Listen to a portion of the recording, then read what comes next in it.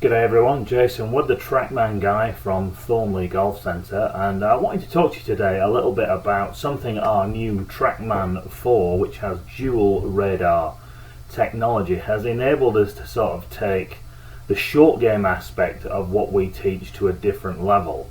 The original TrackMan 3 was good for club data with longer clubs, but since we've added the TrackMan 4, one of the major benefits is that with chipping and pitching, it allows us to get club data at lower speeds. So what we can do is we can take a look at that age-old question: how do you get the golf ball to stop nicely on the green when you're hitting that wedge shot?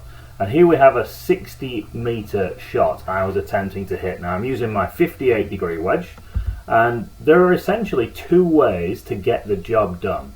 You have to decide before you hit the shot on whether you want to try and use backspin to stop the golf ball or landing angle to stop the golf ball. And there is a distinct difference here, and let me try and explain to you what the differences are. Now if you're going to go for that shot that you've probably seen on the TV where you get that golf ball to say one bounce and stop dead, clearly you need a really good wedge with clean grooves and nice fresh grooves as well. It's amazing how quickly they sort of deteriorate, and you also need a premium golf ball and a good lie. So then things are an absolute given if you're going to get this shot to stop really well. But then what you have to try and achieve, and let me just put another figure on here, we'll put landing angle on there as well. What you have to achieve is what we call a dynamic loft of approximately 45 degrees. Now this golf club I have in my hand has got 58 degrees of actual loft on it, so if you measured it at this moment in time, the face angle is 58 degrees. Now from a spin perspective, we're looking for the maximum moment of friction to generate that backspin. So it's the friction amount we're looking for. Now if I hit that golf ball at 58 degrees, the ball would run up the face, it would take off very high and flight very high, but it wouldn't stop very well. And if I got the dynamic loft, which is the actual loft of the face of the club at the point of impact, if we got that under 45 degrees, then the ball's going more forwards than it is gripping the face. So what I'm attempting to do here is use a little bit of handle lean, and you can see exactly what I've done there. I've kept the handle a little bit ahead, so I've turned my 58 degree wedge, there's the actual shaft at impact versus a vertical position. So you can see how I've leaned the shaft to the left towards a target, and I lost approximately 10 degrees of actual loft, bringing the dynamic loft, this figure down here, to 47 degrees. Now what that should do is if all things are equal and everything else is good, it should generate a pretty high spin rate like we have there, and a nice stopping distance when the ball hits the green. So one bounce and it'll hop to a dead stop. If you compare that with a shot where we're trying to stop it with landing angle, so this is a shot where we're, imagine if you had the golf ball in your hand and you're going to make an underarm toss where you threw the golf ball up in the air. Here what I'm going to do is I'm going to hit the ball pretty much the same distance, but you can see the spin rate is totally different. And what I've attempted to do here is make that club return closer to its true loft. So when it hits the golf ball, then we're going to get much nearer to that sort of true loft position. You can see the dynamic loft of 51.3.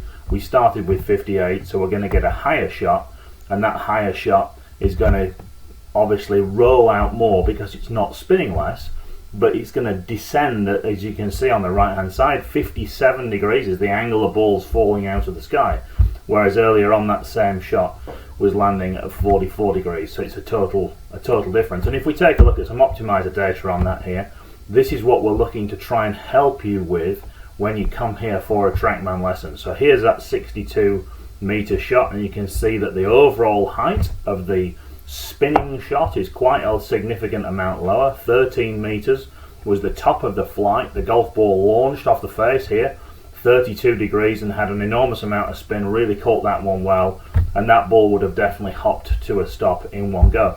Contrast that with the shot where I hit the higher floating shot. The ball speed is almost identical, the carry distance is almost identical, but the thing about this one is that it's launched at 45 degrees, climbed to a height of 20 meters, and had significantly less spin. So that ball would drop more like a stone onto the green, wouldn't be spinning, but it wouldn't be rolling out as far either. And these are the sort of things, if you're looking to try and really improve your game, these are the sort of things that can really make a difference. When we put these two swings side by side, we can show you here just how visually they look different.